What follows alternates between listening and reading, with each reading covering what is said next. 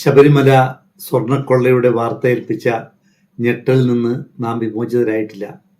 അതിനു മുമ്പിതാ പ്രസിദ്ധമായ അയോധ്യയിലെ ശ്രീരാമക്ഷേത്രത്തിൽ നിന്നും ക്ഷേത്ര സ്വത്തുക്കൾ കൊള്ളയടിച്ചതിൻ്റെ വാർത്തകൾ വരുന്നു. അയോധ്യ രാമക്ഷേത്രത്തിൽ ശരിക്കും എന്താണ് സംഭവിക്കുന്നത്? കോടിക്കണക്കിന് ഭക്തർ സമർപ്പിച്ച കാണിക്കപ്പണത്തിൽ ക്രമക്കേടുണ്ടായോ? വിശ്വ ഹിന്ദു പരിഷത്ത് ഉപാധ്യക്ഷനായ Kshetra trust general secretary Champat Rai രാജിവെച്ചത് എന്തുകൊണ്ട്? 8 പേർ അറസ്റ്റിലായത് എന്തിൻ്റെ പേരിൽ? ഇത് യഥാർത്ഥ പരാതിയാണോ അതോ തിരഞ്ഞെടുപ്പ് രാഷ്ട്രീയം മാത്രമോ? ഔദ്യോഗിക രേഖകളും പുറത്തുവന്ന പത്രറിപ്പോർട്ടുകളും അടിസ്ഥാനമാക്കിയുള്ള ഈ വീഡിയോയിലേക്ക് സ്വാഗതം. Ayodhya Sreerama Janmabhoomi Teerth Kshetra trust general secretary Champat റായും ട്രസ്റ്റി അനിൽ മിശ്രയും രാജിവെച്ചതാണ് ഏറ്റവും പുതിയ സംഭവം. ക്ഷേത്രത്തിലെ കാണിക്കപ്പണവും സംഭാവനയെ ലഭിച്ച അമൂല്യ വസ്തുക്കളും അപഹരിക്കപ്പെട്ടതിന്റെ ധാർമ്മിക ഉത്തരവാദിത്വം ഏറ്റെടുത്താണ് ഇവരുടെ രാജി. ഈ കേസിൽ 9 പേരെ പ്രതി ചേർത്തെന്നും 8 പേരെ അറസ്റ്റ് ചെയ്തുവെന്നും അയോധ്യ പോലീസ് അറിയിച്ചിട്ടുണ്ട്. 100 പേർക്കെങ്കിലും ഇതിൽ പങ്കുണ്ടാകുമെന്നാണ് SITയുടെ നിഗമനം. രാംശങ്കർ യാദവ് എന്ന ടിന്നു യാദവ്, അവിനാശ് ശുക്ല, മനീഷ് കുമാർ യാദവ്, കരുണേഷ് പാണ്ഡെ, രാംശങ്കർ മിശ്ര, ഇയാളുടെ മകൻ അനു കൽപ് മിശ്ര, മരുമകൻ ലവ് കുശ് മിശ്ര, സുഭാഷ് ശ്രീവാസ്തവ എന്നിവരെയാണ് അറസ്റ്റ് ചെയ്തത്. ക്ഷേത്ര ഭണ്ഡാരത്തിലെ പണവും വിലപിടിപ്പുള്ള വസ്തുക്കളും എണ്ണിത്തിട്ടപ്പെടുത്താൻ ചുമതലയുണ്ടായിരുന്നവരാണ് ഇവർ. ജൂൺ 26 കോടതിയിൽ ഹാജരാക്കി 8 പേരെയും പോലീസ് കസ്റ്റഡി വിട്ടു. ക്ഷേത്രത്തിന് സംഭാവനയായി ലഭിച്ച പണവും വിലപിടിപ്പുള്ള വസ്തുക്കളും എണ്ണുന്നതിനും സൂക്ഷിക്കുന്നതിനും ചുമതലപ്പെട്ട സ്റ്റേറ്റ് ബാങ്ക് ഓഫ് ഇന്ത്യ ജീവനക്കാരാണ് പ്രതികളിൽ ചിലർ. ട്രസ്റ്റ് അംഗം കൃഷ്ണമോഹന്റെ പരാതിയുടെയും വെട്ടിപ്പന്വേഷിക്കാൻ UP സർക്കാർ നിയോഗിച്ച പ്രത്യേക അന്വേഷണ സംഘത്തിന്റെ പ്രാഥമിക റിപ്പോർട്ടിന്റെയും അടിസ്ഥാനത്തിലാണ് കേസെടുത്തത്. പ്രതികളിൽ നിന്ന് 79.85 ലക്ഷം രൂപ പോലീസ് കണ്ടെടുത്തിട്ടുണ്ട്. ജൂൺ 13 ട്രസ്റ്റിന്റെ അഭ്യർത്ഥന പ്രകാരമാണ് ഉത്തർപ്രദേശ് സർക്കാർ 3-അംഗ പ്രത്യേക അന്വേഷണ സംഘം SIT രൂപീകരിച്ചത്. Lucknow divisional commissioner Vijay Vishwas Pant, IG Kiran S, finance special secretary Neel Rattan എന്നിവരാണ് SIT അംഗങ്ങൾ. വിശ്വ ഹിന്ദു പരിഷത്തിന്റെ അതായത് VHPയുടെ ഉപാധ്യക്ഷനാണ് രാജിവെച്ച ചമ്പത് റായ്. ചമ്പത് റായിയുടെ മുൻ ഡ്രൈവറാണ് ടിന്നു യാദവ്. അയോധ്യ സംഭവത്തിൽ ആദ്യം ആരോപണങ്ങൾ തള്ളിക്കളഞ്ഞ മുഖ്യമന്ത്രി യോഗി ആദിത്യനാഥ് പിന്നീട് ഈ സംഭവത്തിൽ ഒരു കുറ്റവാളിയെയും വെറുതെ വിടില്ലെന്ന് പറഞ്ഞിട്ടുണ്ട്. ചമ്പത് റായ് ഉൾപ്പെടെയുള്ളവർക്കെതിരെ അന്വേഷണം വേണമെന്ന് വിശ്വ ഹിന്ദു പരിഷത്ത് രാജ്യാന്തര അധ്യക്ഷൻ അലോക് കുമാറും ആവശ്യപ്പെട്ടിട്ടുണ്ട്. ട്രസ്റ്റി അനിൽ മിശ്ര, ട്രസ്റ്റ് ഉദ്യോഗസ്ഥൻ ഗോപാൽ റാവു എന്നിവരുടെ പങ്കും അന്വേഷിക്കണം. ഭക്തിക്കും വിശ്വാസത്തിനും അപ്പുറം പതിറ്റാണ്ടുകൾ നീണ്ട രാഷ്ട്രീയ പോരാട്ടങ്ങളുടെ നീണ്ട ചരിത്രം കൂടി അയോധ്യ രാമക്ഷേത്രത്തിനുണ്ട്. 2024 ജനുവരിയിൽ ലോക്സഭാ തെരഞ്ഞെടുപ്പിന് തൊട്ടു മുമ്പാണ് രാമക്ഷേത്രം ഉദ്ഘാടനം ചെയ്യപ്പെട്ടത്. വിശ്വാസികൾ അതീവ ഭക്തിയോടെ അവിടെ സന്ദർശിക്കുകയും കയ്യിലുള്ളതെല്ലാം കാണിക്കയായി സമർപ്പിക്കുകയും ചെയ്യുന്നുണ്ട്.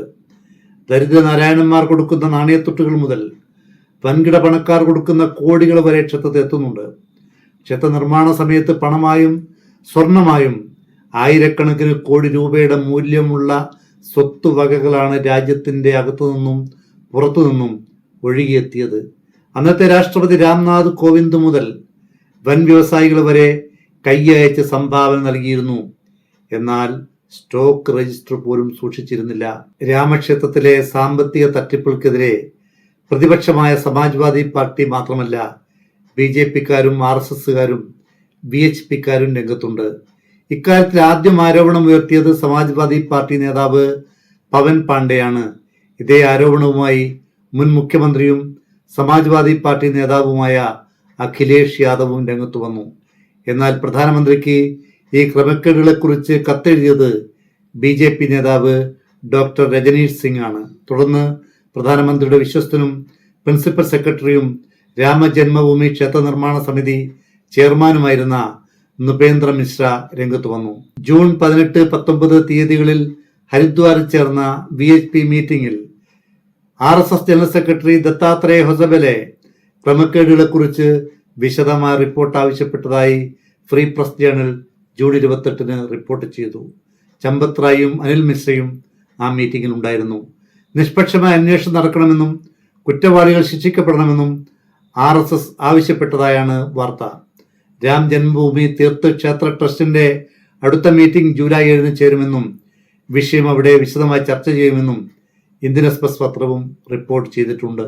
ക്ഷേത്രത്തിന്റെ ദൈനംദിന നടത്തിപ്പിന്റെ ചുമതല വഹിക്കുന്ന ശ്രീരാമ ജന്മഭൂമി തീർത്ഥ ക്ഷേത്ര ട്രസ്റ്റിന്റെ പ്രവർത്തനങ്ങൾക്ക് നേരെയാണ് ആരോപണം ഉയരുന്നത്. ചമ്പത് റായിയുടെ മുൻ ഡ്രൈവറും സഹായിയുമായ രാംശങ്കർ യാദവ് എന്ന ടിന്നു അസാധാരണമായ രീതിയിൽ സമ്പത്ത് സമാഹരിച്ചിട്ടുണ്ട് എന്ന് SIT കണ്ടെത്തിയിട്ടുണ്ട്. വളരെ ചുരുങ്ങിയ സമയത്തിനുള്ളിൽ 50 കോടി രൂപയുടെ ആസ്തിയാണ് അദ്ദേഹം ഉണ്ടാക്കിയത്. ക്ഷേത്ര നടത്തിപ്പിന്റെ ചുമതല വഹിക്കുന്ന പ്രമാണിയാണ് ടിന്നു. ഏറ്റവും രസകരം, ക്ഷേത്രത്തിലെ കാണിക്കപ്പെട്ടിയുടെ താക്കോലുകൾ ടിന്നുവിന്റെ കയ്യിൽ നിന്ന് കിട്ടിയിട്ടുണ്ട് എന്നതാണ്. താൻ ഓട്ടോറിക്ഷ ഓടിച്ചും കഷ്ടപ്പെട്ടുമാണ് ഈ 50 കോടി ഉണ്ടാക്കിയതെന്ന വാദമാണ് ടിന്നു ഉയർത്തിയത്. ചമ്പത് റായിയുടെ അടുത്ത അനുയായി എന്ന് കരുതുന്ന ഫൂൽകാന്ത മിശ്രയുടെ സ്വത്ത് സമ്പാദനവും ശ്രദ്ധയിൽപ്പെട്ടിട്ടുണ്ട്. 2024 ശേഷം ജീവനക്കാരിൽ പലരുടെയും ആസ്തി പല മടങ്ങ് വർദ്ധിച്ചതായാണ് SITയുടെ പ്രാഥമിക റിപ്പോർട്ടിൽ പറയുന്നത്. ക്ഷേത്രത്തിന്റെ പണം നഷ്ടപ്പെട്ടു എന്നത് ഇന്ന് എല്ലാവരും അംഗീകരിക്കുന്നു. ക്ഷേത്ര ട്രസ്റ്റിന് നൽകിയ 1 കോടി രൂപയുടെ സംഭാവനയ്ക്ക് രസീത് ലഭിച്ചില്ലെന്ന് ഉദ്ധവ് വിഭാഗം ശിവസേന നേതാവ് സഞ്ജയ് റാവത്ത് MP ആരോപിച്ചു. ട്രസ്റ്റ് രൂപവൽക്കരിച്ചപ്പോൾ ചെക്കാണ് നൽകിയത്. അതിനു പുറമെ 25 കിലോ ഭാരമുള്ള വെള്ളി ഇഷ്ടികയും നൽകിയതായി അദ്ദേഹം പറഞ്ഞു. ഇതിനൊന്നും രസീറ്റ് കൊടുത്തിട്ടില്ല. ക്ഷേത്രത്തിന് 2 കോടി രൂപയുടെ മൂല്യമുള്ള 210 വെള്ളി ഇഷ്ടികകൾ നൽകിയെങ്കിലും രസീത് കിട്ടിയിരുന്ന് വിശ്വസിന്ധി സേവാ സംഘവും ആരോപിച്ചു. 3 കിലോ വെള്ളിയിൽ തീർത്ത മാലയും പാദുകങ്ങളും സമർപ്പിച്ച മുംബൈയിലെ വ്യവസായി വിശ്വകർമ്മയും രസീത് ലഭിച്ചില്ലെന്ന് പരാതിപ്പെട്ടു. അയോധ്യ രാമക്ഷേത്രത്തിലെ കാണിക്കപ്പണം എണ്ണുന്നതിലും സംഭാവനകളുടെ കണക്ക് രേഖപ്പെടുത്തുന്നതിലും നടപടിക്രമങ്ങൾ പാലിച്ചില്ലെന്ന് SIT കണ്ടെത്തി. ക്ഷേത്ര ട്രസ്റ്റിലെ ഉദ്യോഗസ്ഥരും സ്റ്റേറ്റ് ബാങ്ക് ഓഫ് ഇന്ത്യ പ്രതിനിധികളും ചേർന്നാണ് 2025 നടപടിക്രമങ്ങൾ നിശ്ചയിച്ചത്. എന്നാൽ അവയൊന്നും പാലിച്ചില്ല. SITയുടെ പ്രാഥമിക കണ്ടെത്തലുകളിൽ സംഭാവന പെട്ടികളുടെ സുരക്ഷ, പണമെണ്ണുന്ന നടപടിക്രമങ്ങൾ, മേൽനോട്ടം എന്നിവയിൽ ഗുരുതരമായ വീഴ്ചകൾ ഉണ്ടായിട്ടുണ്ട് എന്ന് കണ്ടെത്തിയിട്ടുണ്ട്. പണം എണ്ണുന്നതിനിടയിൽ മോഷണം നടത്തുന്നതിന്റെ CCTV ദൃശ്യങ്ങളും കണ്ടെത്തിയിട്ടുണ്ട്. SIT കണ്ടെത്തിയ പ്രധാനപ്പെട്ട മറ്റ് ക്രമക്കേടുകൾ ഇവയാണ്. 1.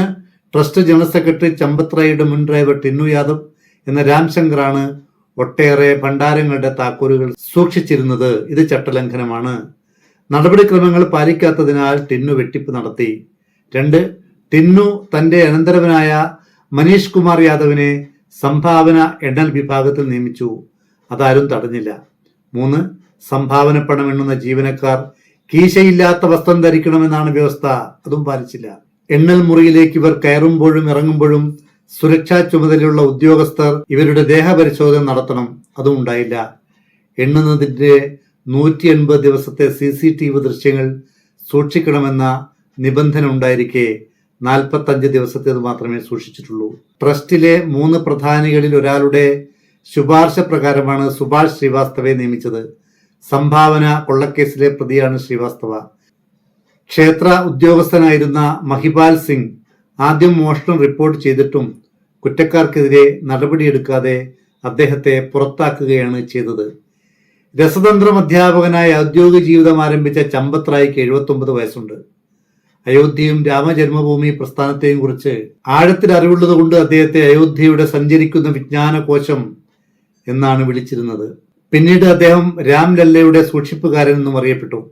1992 ഡിസംബർ 6 മസ്ജിദ് പൊളിച്ചു നീക്കുമ്പോൾ ചമ്പത് റായ് അവിടെ ഉണ്ടായിരുന്നു.